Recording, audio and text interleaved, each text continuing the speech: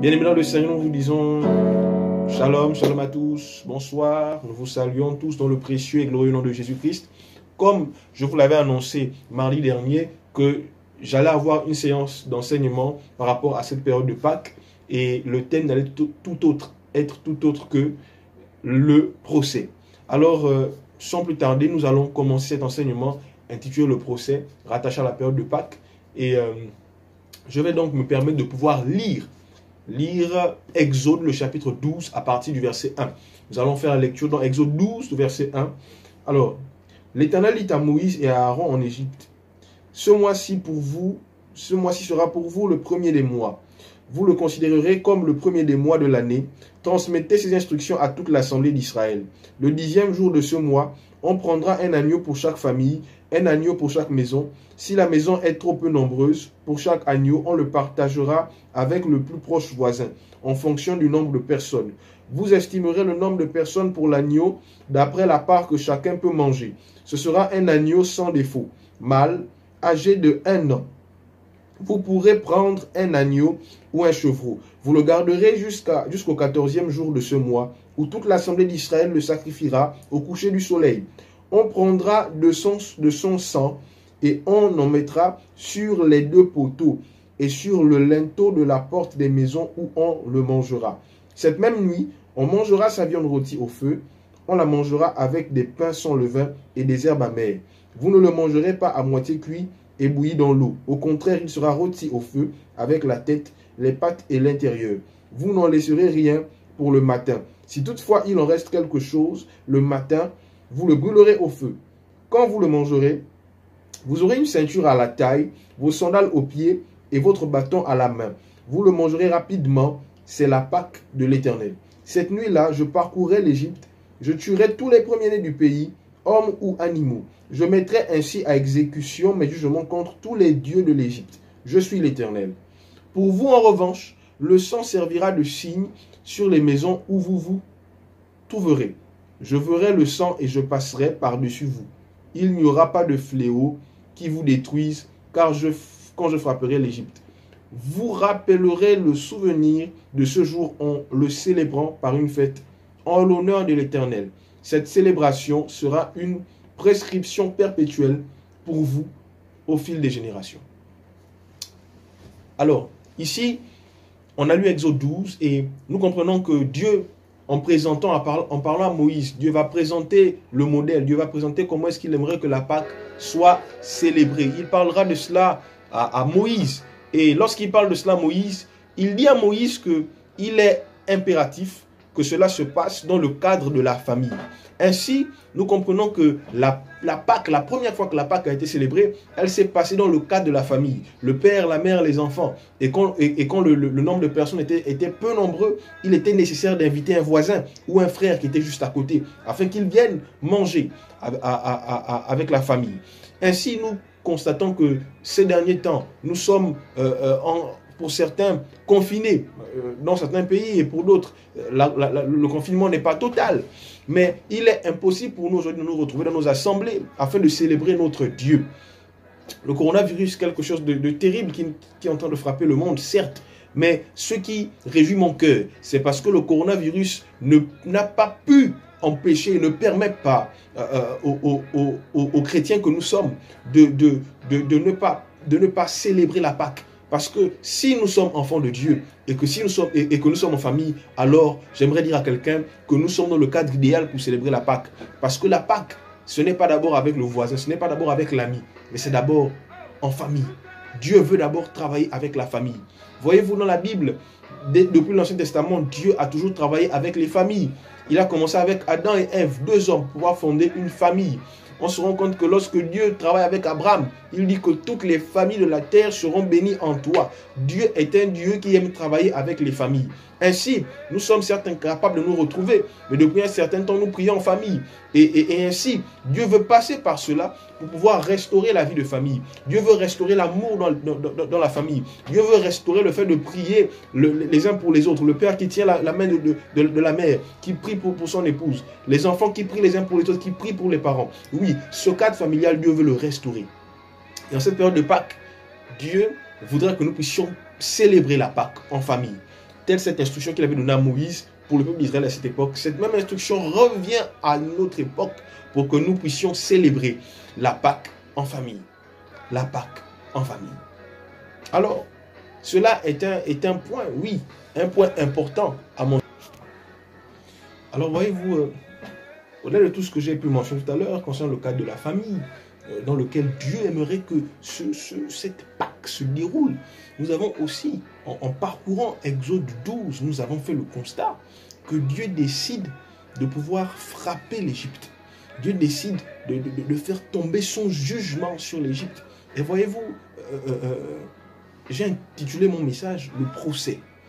Et le premier point que j'aimerais développer, ce sont les principes même du procès. Les principes du procès.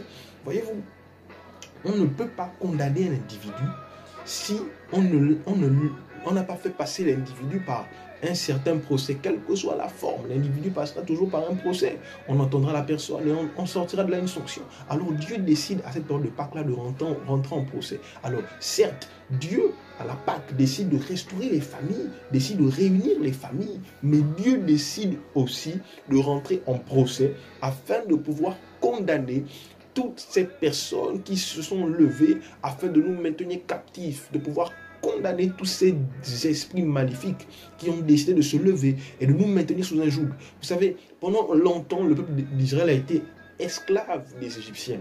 Et Dieu est resté là sans rien dire. Sans rien dire. Dieu a observé. Mais lorsque la Pâque est arrivée, Dieu a décidé de se lever, de rentrer en procès afin de pouvoir rétablir les choses. Non seulement restaurer Israël, mais aussi rentrer en procès afin de condamner ceux qui ont maintenu Israël sous un joug. Voilà pourquoi je déclare ce soir, alors que je suis en train de te parler, mon frère, ma soeur, que cette période de Pâques est une période où Dieu décide de rentrer en procès pour pouvoir s'occuper de toutes les personnes qui t'ont maintenu sous un joug, pour pouvoir s'occuper de tous les esprits, de pouvoir briser tous ces liens sous lesquels tu as été maintenu jusqu'à présent, parce que tu appartiens à Dieu. Je m'adresse ici à toutes ces personnes qui sont enfants de Dieu et qui depuis un bon moment, peut-être depuis des mois, depuis des semaines ou peut-être depuis des années, tu as été sous un joug, mais Dieu choisit la période de la Pâque. C'est lui-même qui décide, c'est lui qui donne la nouvelle à Moïse. Il dit maintenant je vais descendre et je vais frapper. Dieu décide de rentrer en procès afin de pouvoir accomplir sa justice. Alors ici nous allons voir un peu quels sont les acteurs que nous retrouvons dans le procès. Vous savez, lorsque nous sommes au tribunal, les hommes organisent leur procès et ils ont des acteurs dans le procès. Et nous allons aussi voir, lorsque Dieu décide de rentrer en procès, qui sont les acteurs que nous retrouvons dans le procès de Dieu. Alors, nous allons voir ici que dans le procès de Dieu, les acteurs qui sont présents, nous avons le juge dans le tribunal, le juge en même temps le président du tribunal, c'est Dieu lui-même, Dieu le Père. Ensuite, nous avons l'avocat qui vient pour défendre l'accusé. L'avocat, c'est Jésus-Christ. Et ensuite, nous avons l'accusé. L'accusé, c'est toi, mon frère. L'accusé, c'est toi, ma soeur. L'accusé, c'est moi. C'est nous, les enfants de Dieu, qui sommes des accusés. Nous sommes accusés. Et ensuite, nous avons le procureur de l'enfer, qui est aussi l'accusateur. Donc, il est en même temps procureur de l'enfer et l'accusateur. C'est qui? C'est Satan, c'est le diable. C'est Satan, le procureur de l'enfer. Satan. Et ensuite, nous avons les témoins. Les témoins ici, ce sont simplement le ciel et la terre. Souvenez-vous que la Bible, lorsque Dieu parle, il dit que je prends ici à témoin le ciel et la terre. Le ciel et la terre sont ici les témoins durant ce procès-là. Et ensuite, nous avons les preuves à conviction. Les preuves à conviction que possède le procureur de l'enfer, donc l'accusateur. Les preuves à conviction, c'est le péché. Le péché représente ici les preuves à conviction. Et par la suite, nous avons la libye, qui est le sang de Jésus.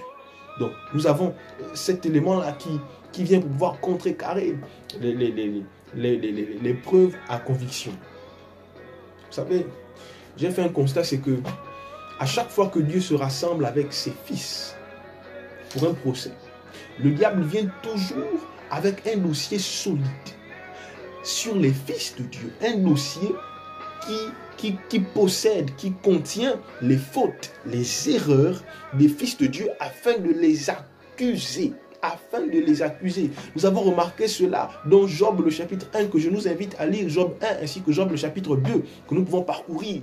Alors que les fils de Dieu se sont réunis, nous avons vu le diable, Satan qui est rentré. Lorsque Satan arrive, Satan vient et il commence à parler. Mais lorsqu'il commence à parler, Dieu en parlant de Job, Satan, qu'est-ce qu'il fait? Il ne reste pas calme, mais il sort de sa bouche des paroles pour accabler Job, pour accuser Job. Et voyez-vous, c'est cette façon de travailler que Satan possède. Je vous ai dit que Satan est le procureur de l'enfer. Satan est l'accusateur. Et les dossiers solides que Satan possède sur nous, ce sont les péchés que nous avons commis. Ce sont les fautes que nous avons eu à commettre. Et voilà pourquoi la Bible dit, car tous ont péché et sont privés de la gloire de Dieu. Mais cette gloire-là, ce n'est pas simplement les richesses, non, non, c'est aussi la présence de Dieu, cette gloire dont il s'agit. Et si nous sommes privés de la gloire de Dieu, ça veut dire que dans le fond, nous sommes sous un joug, nous sommes maintenus sous un pouvoir dominateur. Tout à l'heure, je disais une chose, je disais qu'en fait, la Pâque est cette période-là où Dieu décide lui-même de faire une grande convocation pour le procès. Ce n'est pas toi qui demandes un procès, mais c'est Dieu lui-même qui décide d'organiser ce procès-là. Vous savez, à chaque fois que Dieu décide de rentrer en procès, le diable est content. Vous savez pourquoi le diable est content? Le diable est heureux. Il est heureux pourquoi? Parce qu'il possède un dossier lourd. Vous savez, à chaque fois que nous péchons, ce que le diable fait, c'est qu'il prend les actions que nous posons, il prend les paroles que nous libérons, il les prend et il les introduit dans un dossier. Il crée un dossier pour nous. Et ce que Satan attend, c'est qu'il attend l'occasion favorable. Lorsque le procès, l'heure du procès arrive, Satan se lève et il vient avec des preuves assez solides, des preuves assez complexes qui concernent notre vie. Et il dit, Seigneur, voici les preuves qui prouvent à suffisance, les preuves qui attestent que cet homme-là n'est pas digne d'être appelé ton fils, n'est pas digne de connaître l'élévation, n'est pas digne de connaître la délivrance. Non, il mérite la condamnation. Satan vient toujours avec des preuves solides pour pouvoir nous condamner. Mais vous savez, à chaque fois que nous rentrons en procès, la chose qui remplit mon cœur de joie, c'est que le président du tribunal, le juge dans ce tribunal, n'est tout autre que notre père. L'avocat de ce tribunal n'est tout autre que notre grand frère. Alors comment pourrons-nous perdre dans un procès où le juge, c'est ton père? Comment tu peux perdre un procès où le juge, c'est ton père? Ton avocat est ton grand frère. Les témoins qui sont au ciel sont tes compagnons de service. La terre est sous la domination de Dieu lui-même. Qui peut donc se lever pour condamner une personne qui appartient à Dieu? Voilà pourquoi, lorsque Satan vient, il vient certes avec des preuves, mais le sang de Jésus est suffisant. Parce que la Bible déclare que oui, Christ a déchiré l'acte dont les ordonnances nous condamnaient. Voyez-vous, aujourd'hui, lorsque nous rentrons en procès, nous pouvons aller en procès avec assurance. Lorsque nous rentrons en procès, nous sommes des accusés qui, lorsqu'ils vont au procès, vont déjà pas avec le doute, mais avec déjà la conviction de gagner. Nous rentrons déjà vainqueurs. Nous rentrons déjà au procès en étant vainqueurs. Et lorsque nous sortons du procès plus que vainqueurs. Nous allons lire Zacharie le chapitre 3, à partir du premier verset. Zacharie 3, à partir du verset 1, déclare ceci. Il m'a fait voir le grand prêtre Josué, debout devant l'ange de l'Éternel, et Satan qui se tenait à sa droite pour l'accuser. L'Éternel dit à Satan, que l'Éternel te réduise au silence. Satan, que l'Éternel te réduise au silence, lui qui a choisi Jérusalem. Celui-ci n'est-il pas un bout de bois arraché au feu? Or Josué portait des habits sales et se tenait debout devant l'ange. L'ange a pris la parole et a dit à ceux qui se tenaient devant lui, enlevez-lui les habits sales. Puis il a dit à Josué, regarde, je t'enlève ta faute et je te mets des habits de fête. J'ai dit qu'on mette sur sa tête un turban pur. Ils ont placé un turban pur sur sa tête et ils lui ont mis des habits. L'ange de l'Éternel était là. L'ange de l'Éternel a fait cette déclaration à Josué. Voici ce que dit l'Éternel, le maître de l'univers. Si tu marches dans mes voies et si tu respectes mes ordres, tu jugeras ma maison, tu garderas mes parvis et je te donnerai libre accès parmi ceux qui sont ici. Parmi ceux qui sont ici. Après avoir lu Zacharie, le chapitre 3, le verset 1, nous rendons compte que ce dont j'ai parlé tout à l'heure, le procès dont j'ai parlé, nous avons vu comment est-ce que ce procès s'est déroulé. Nous avons vu que Satan se tenait où? À la droite de Josué afin de l'accuser. J'ai donné lors de mon enseignement de mardi les différentes formes sous lesquelles notre ennemi commun nous attaque. Lorsqu'il est le dragon, qu'est-ce qu'il fait? Lorsqu'il est le diable, qu'est-ce qu'il fait? Lorsqu'il est le serpent, qu'est-ce qu'il fait? Et j'ai mentionné que lorsqu'il s'agit d'accuser, en fait, l'accusation, c'est Satan. C'est Satan qui se manifeste. Il prend la forme de Satan pour accuser. Vous allez voir qu'à chaque fois que le terme accusateur est mentionné, il s'agit ici de Satan. Et Satan vient ici pour accuser. Et lorsqu'il vient accuser, écoutez, Satan n'est pas simplement venu accuser Josué de manière juste avec de simples paroles. Il avait des preuves. Josué avait un vêtement sale. Et le vêtement que Josué portait était simplement là pour pouvoir soutenir toutes les paroles de condamnation, d'accusation que Satan portait à l'égard de Josué qui était serviteur de l'Éternel. Ici, en deuxième point, j'aimerais parler du vêtement, l'importance du vêtement. L'importance du vêtement. Et j'aimerais souligner que, vous savez, le vêtement est d'une grande importance. Pourquoi le vêtement est d'une grande importance? Le vêtement que tu portes te donne, en fait, nous donne une indication sur qui tu es, sur ton identité. Le vêtement que tu portes nous donne une indication, parfois sur l'endroit d'où tu viens, ou parfois sur l'endroit où tu es sur le point de partir. Voyez-vous, lorsqu'on voit quelqu'un habillé, on peut se dire, cette personne-là, c'est un banquier, cette personne, la tenue qu'il a, c'est un garagiste, cette femme-là, certainement, elle travaille dans l'administration, cet homme-là, c'est... Voilà, en fait, c'est un agent des forces de l'ordre, cet homme-là, c'est... Voilà, donc, nous avons, en fonction du vêtement, nous avons une idée que nous nous faisons de l'individu qui est devant nous. Lorsque nous voyons une tenue, nous pouvons dire que cette personne-là, elle va à la plage. Mais cet homme-là, il va faire du sport ou il revient du sport. Cette personne-là va à une soirée. Quelle que soit la soirée, un mariage ou quelque chose, en tout cas à une soirée. Parce que pour chaque événement, il y a une tenue adaptée. Et la tenue que Josué portait ne correspondait pas. Le vêtement que Josué portait ne correspondait pas à ce à quoi Dieu voulait lui faire accéder. Mais le vêtement que Josué portait correspondait aux paroles que Satan était en train de libérer. Voilà pourquoi il est pour nous important de comprendre qu'en tant qu'enfant de Dieu, nous devons nous revêtir du vêtement qui correspond à ce à quoi Dieu nous appelle. Alors que Dieu appelait Josué à de grandes choses, il a été contraint de pouvoir changer de vêtements. L'ange a demandé à ce qu'on puisse lui changer de vêtements. J'aimerais nous dire une chose. Lorsque nous rentrons en procès avec Dieu, il ne s'agit pas juste de pouvoir nous lever la culpabilité qui est sur nous, ou nous rendre libres. Mais c'est bien plus que cela. Non seulement Dieu veut nous rendre libres, mais Dieu tient aussi à changer notre vêtement. Voilà pourquoi je dis que cette semaine, la vie de quelqu'un ne restera pas la même. Je dis que cette semaine, au travers de cette semaine de Pâques, de ce procès qui se passe en cette semaine de Pâques, je dis que le vêtement que tu portes, tu ne vas pas le conserver. Dieu va te donner un nouveau vêtement, un vêtement nouveau. Alors que le peuple d'Israël était en Égypte, portait le vêtement de l'esclave. Lorsque la Pâque est arrivée, le peuple d'Israël a porté maintenant le vêtement d'homme libre. Oui, un nouveau vêtement a été donné à Israël. Et n'oublions pas, non seulement ils ont porté le vêtement d'homme libre, mais le vêtement aussi d'homme riche, parce que lorsqu'ils sont sortis de l'Égypte, ils sont sortis avec les biens des Égyptiens. Eux qui étaient esclaves, ils ne sont pas sortis de là les mains vides. Voilà pourquoi je dis que le procès qui se passe cette semaine n'est pas un procès où tu entres et tu sortiras les mains vides. Non, tu entres en étant accusé, mais tu ressortiras en étant libre, disculpé, mais avec un vêtement nouveau. Voyez-vous, le vêtement ici, c'est symbolique.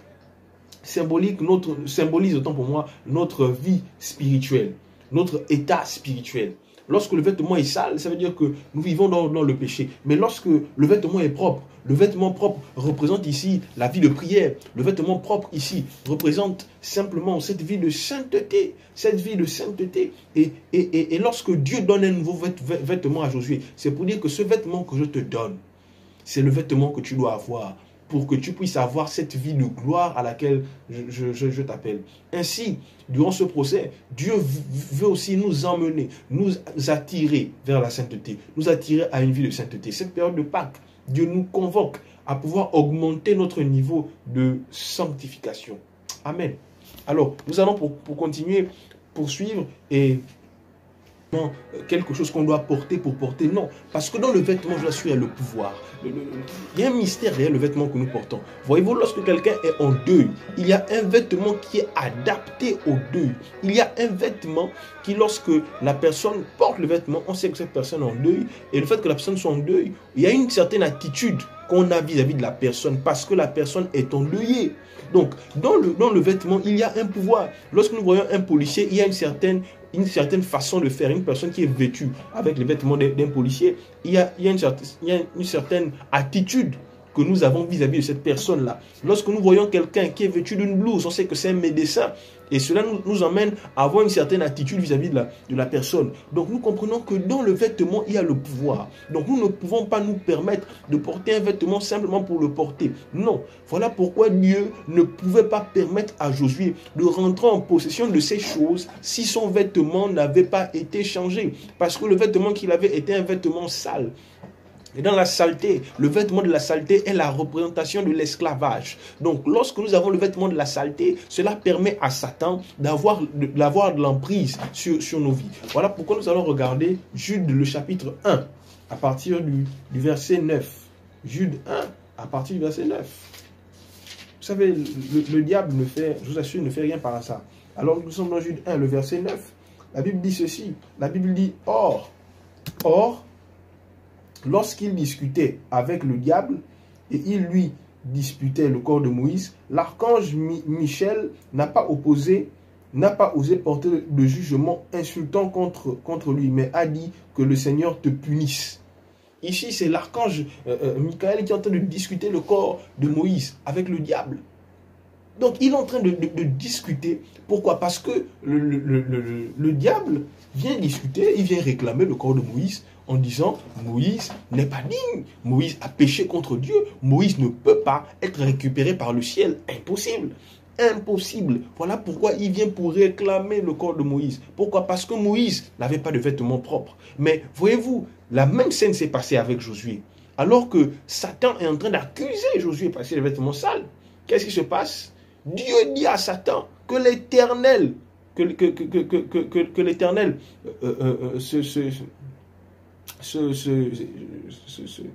s'occupe de toi. Bref.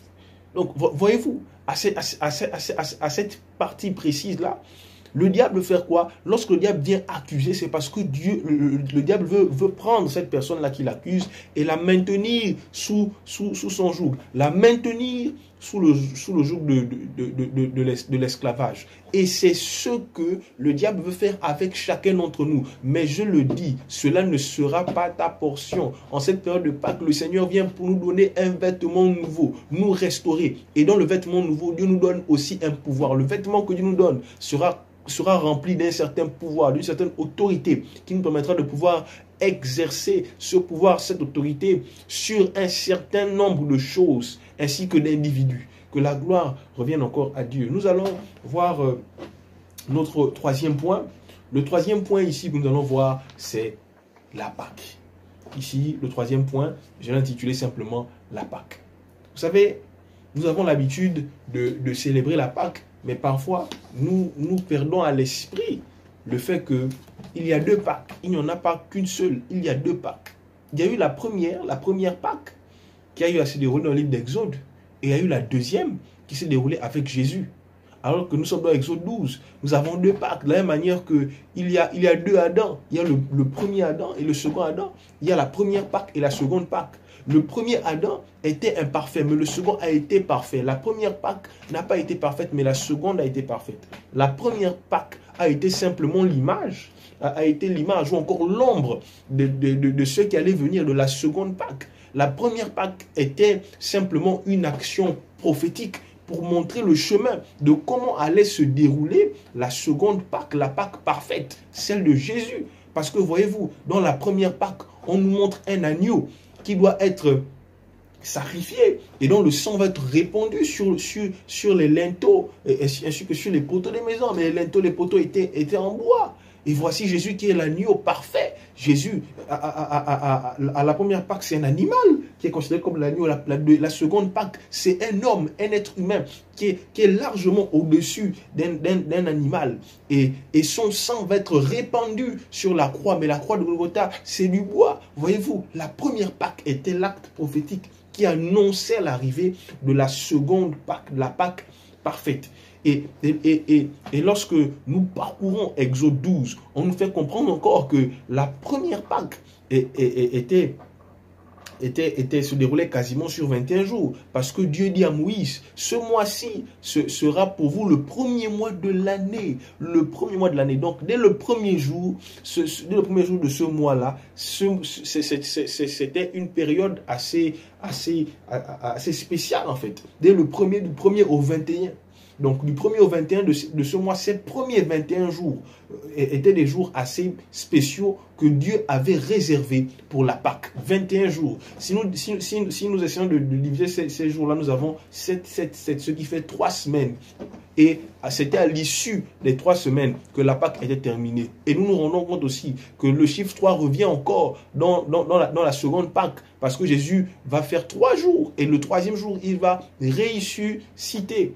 Donc, rien n'est écrit par hasard. Rien n'est fait par hasard. Rien n'est fait par hasard. Donc, la Pâque, nous avons 2 Pâques. Et la Pâque aujourd'hui que nous célébrons, ce n'est pas seulement la Pâque de la délivrance du peuple d'Israël.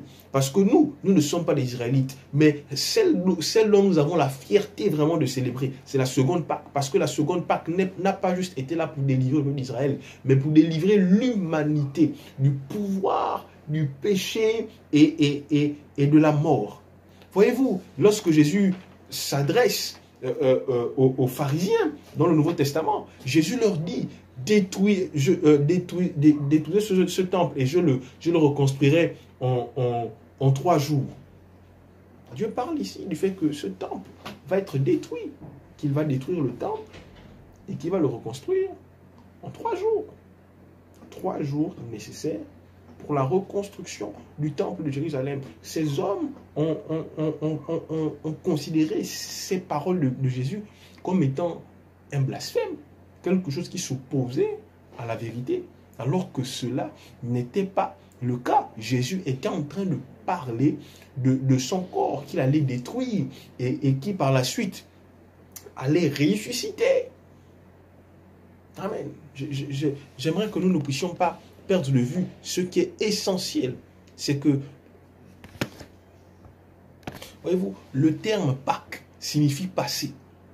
Le terme Pâques signifie passé ou encore transition. Quitter d'un point pour un autre.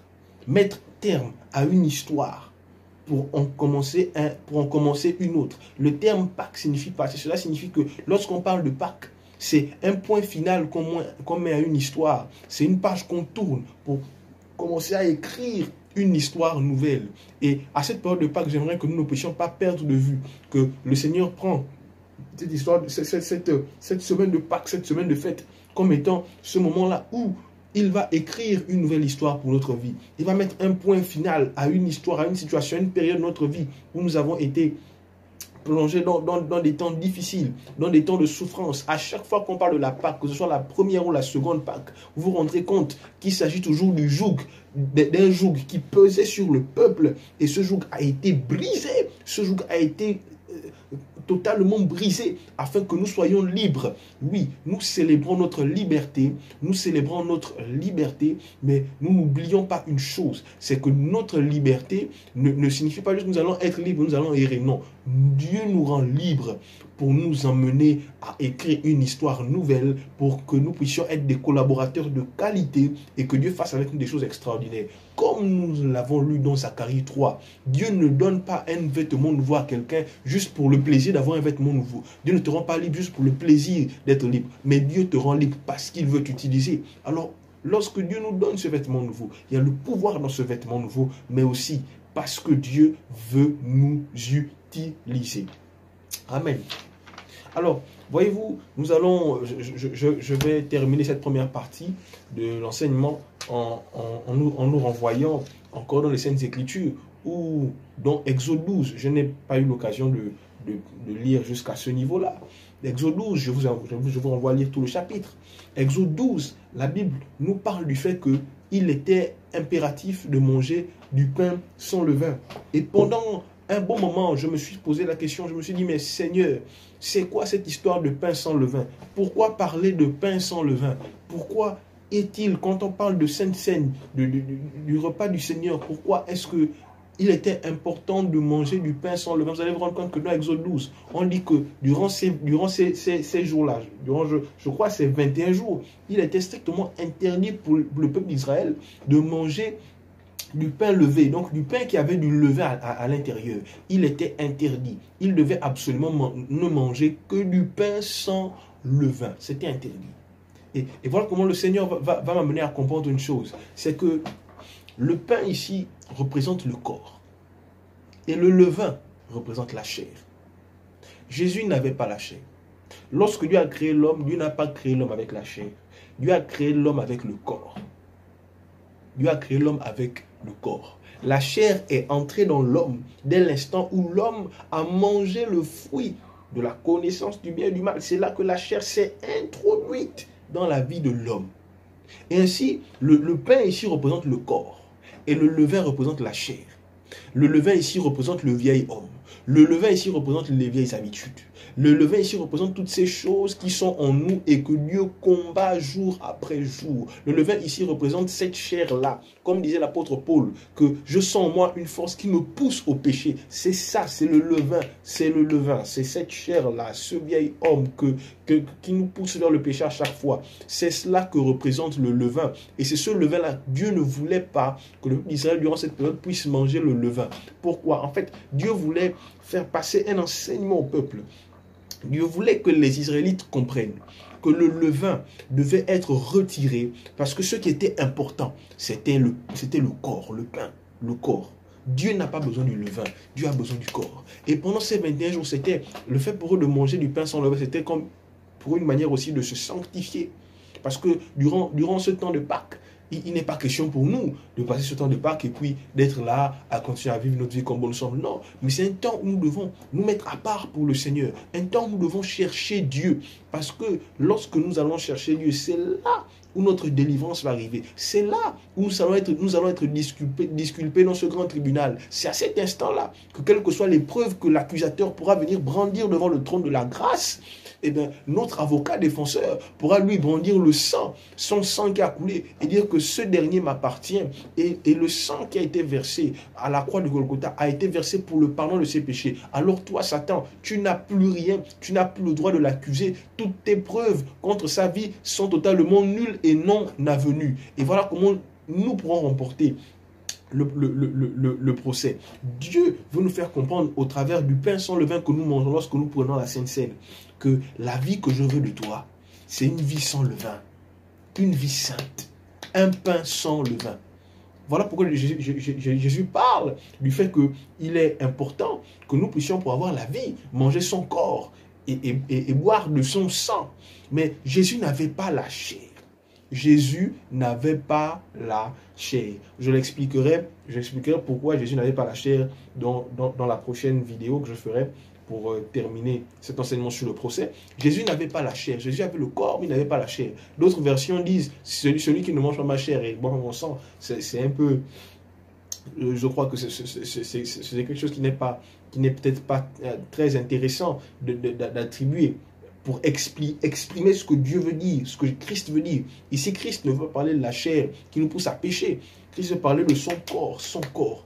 Et donc, nous devons comprendre que lorsque nous prenons la Sainte Seine, que nous prenons ce pain sans levain, ici, Dieu veut nous convoquer, veut nous emmener à comprendre que nous devons nous battre afin que notre corps soit pur de toute forme de péché, soit pur de toute forme de mal, de toute forme de saleté. que notre vie soit pure. Voilà pourquoi on parle du pain sans levain. Nous devons donc comprendre ce mystère qu'il y a là derrière le pain. Alors à chaque fois que nous prenons le pain sans levain, surtout cette période de la Sainte Seine, que nous le mangeons, nous sommes en train de dire que Seigneur, ce pain que je suis en train de manger, cela représente ta vie, ton corps que je suis en train de prendre. Et lorsque je le mange, je détruis les œuvres de la chair qui sont en moi. Je détruis le péché qui règne en moi, afin que seul le corps de Christ soit en moi et que la chair soit totalement détruite. Que la chair soit totalement détruite. Vous savez, le diable n'est pas notre plus grand ennemi. Le plus grand ennemi que nous avons, c'est la chair. Le jour où nous allons neutraliser la chair, le diable ne pourra plus rien contre nous. Lorsque la chair est neutralisée, le diable n'a plus la possibilité de pouvoir nous accuser. Voilà pourquoi Satan ne pouvait rien faire contre Dieu. Parce que Christ en lui n'avait pas la chair. Alors, voyez-vous aussi, avant que de pouvoir terminer cette première partie, j'aimerais simplement nous dire que nous ne devons pas perdre de vue que la Pâque, la seconde Pâque, est un symbole fort. Au-delà de ce que je viens de parler aussi du pain sans levain, mais j'aimerais parler du sang de Jésus, juste introduire un peu avant de finir.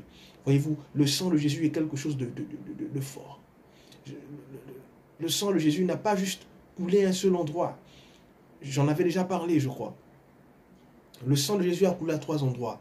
Le premier endroit, lorsque Jésus a prié, il a prié intensément dans le jardin de Gethsémane. Et là où il a dit, Seigneur, s'il est possible que cette coupe s'éloigne de moi. Mais après, il a dit, tout ne soit pas ma volonté, mais que ta volonté soit faite. Le sang de Jésus a coulé à cet endroit. Pourquoi? Parce que l'homme a été chassé du jardin d'Éden. Et lorsqu'il a été chassé du jardin d'Éden, c'était la symbolique. C'est depuis ce jour-là que l'homme n'a plus pu avoir accès à la présence de Dieu. Et qu'est-ce qui se passe? Jésus vient dans le jardin de Gethsémane. C'est dans un jardin que l'homme a été chassé de la présence de Dieu. Et Jésus vient faire couler son sang afin de dire que oui, mon sang a coulé dans ce jardin de Gethsémane afin de pouvoir ramener l'homme dans ta présence. Ainsi, lorsque le sang de Jésus coule à Gethsémane, cela permet à l'homme d'avoir à nouveau accès à la sainte présence de Dieu. Et bien entendu, nous ne pouvons pas aussi oublier cet endroit terrible où le corps de Jésus a été déchiré, son sang a coulé. Et cela, lui-même, il a dit, par mes meurtrissures, vous êtes guéris. Oui, au pilori, là où son corps a été déchiré, des fouets avec des bouts de fer tout au bout qui ont déchiré son corps. Lorsque le sang de Jésus a coulé à cet endroit, ça a été pour la guérison de toute maladie. Ainsi, Jésus veut dire que lorsque nous lui appartenons, il n'y a aucune maladie qui a le droit de résister ou de demeurer dans nos corps, parce que le sang de Jésus a été versé. Ainsi, la maladie n'a plus le droit de résister ou de demeurer en nous. Et après, le clou final, oui, Jésus se trouve à la croix, son sang est versé à cet endroit-là, à Golgotha, pour le pardon de nos péchés, afin que nous soyons libres, et que le diable n'ait plus le pouvoir sur nous, que nous soyons libres. Retenons ces 3 choses alors que nous terminons la première partie de ce message. La première chose, le sang de Jésus nous permet d'avoir accès à nouveau à la présence de Dieu. Le sang de Jésus, la deuxième chose, nous permet enfin d'avoir accès à la guérison et à la bonne santé, à conserver la bonne santé. Et enfin, le sang de Jésus nous permet de pouvoir être libre. Être libre.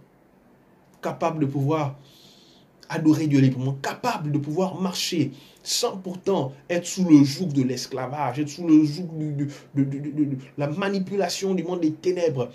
Marcher dans cette liberté-là, libre de pouvoir servir Dieu, libre de pouvoir faire la volonté de notre Père. Ne perdons pas de vue ces 3 points importants. Que le Seigneur nous bénisse. Alors, nous nous retrouvons pour la suite dans quelques temps.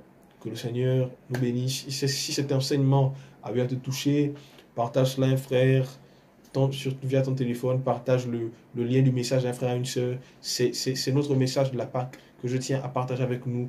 Le procès. Que Dieu soit glorifié et que nous soyons davantage édifiés par rapport à ce message-là. Au nom de Jésus. Amen.